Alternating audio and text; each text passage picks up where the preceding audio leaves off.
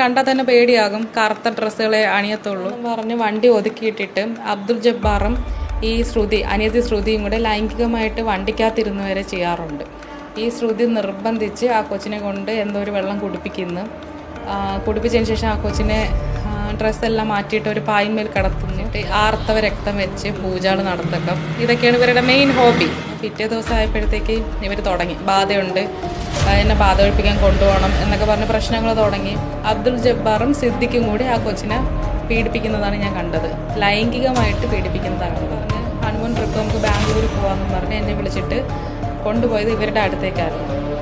ജബ്ബാറിൻ്റെ മുന്നിൽ കാഴ്ചവെക്കാൻ വേണ്ടിയിട്ട് പലതവണ നിർബന്ധിച്ചിട്ടുണ്ട്. അവിടെ പെൺപിള്ളേർക്ക് എന്തെങ്കിലും പ്രശ്നം ഉണ്ടെന്ന് വരുത്തി തീർത്ത് ഈ അമ്മ ലൈഷയും ശ്രുതിയും കൂടെ പോയി ക്യാൻവാസ് ചെയ്ത് അവരെ ഈ വഴിക്ക് എത്തിക്കും അവരെങ്ങനെയെങ്കിലും. ഇവരെല്ലാവരും കൂടെ എന്താണെന്ന് അറിയത്തില്ല, പൂജകളും ഓജോ ബോർഡ് പലതവണ ഈ സിദ്ദിഖെന്ന് പറഞ്ഞവനെ കയറി പിടിച്ചിട്ടുണ്ട്. സഹിയായിട്ട് ചോദിച്ചാൽ അമ്മയുടെ ഭർത്താവാണോ അതേ അനിയത്തിൻ്റെ ഭർത്താവാണോ എന്ന് ചോദിച്ചിട്ട് ഈ പെങ്കൊച്ച് പർദ്ദ ഇട്ടിട്ട് വന്നിട്ട് ആത്മാക്കളെ വിളിച്ചു വരുത്തുന്നു. ഞാൻ ഭർത്താവിനോട് പറയുമ്പോൾ അവർ പറയുന്നത് വെച്ചാൽ അതൊക്കെ ബാധ ഒഴിപ്പിക്കുന്നതിൻ്റെ ഭാഗമാണ്. ഭർത്താവും അമ്മ ലൈഷ ഉൾപ്പെടെ എല്ലാവരും കഞ്ചാവിനടുത്താണ്.